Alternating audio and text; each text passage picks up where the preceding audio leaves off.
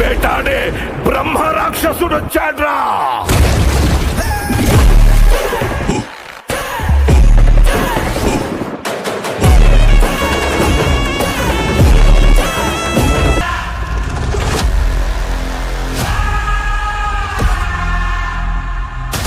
Megastar Chiranjeevi నటిస్తున్న latest movie Vishwambhara Vashishtha ఈ సినిమాని డైరెక్ట్ చేస్తున్నాడు.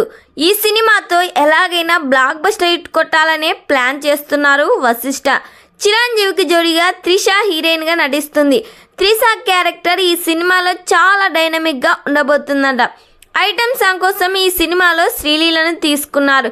శ్రీలీల డ్యాన్స్ ఎలాంటి గూస్ బంప్స్ తెప్పిస్తాయో అందరికీ తెలిసిందే.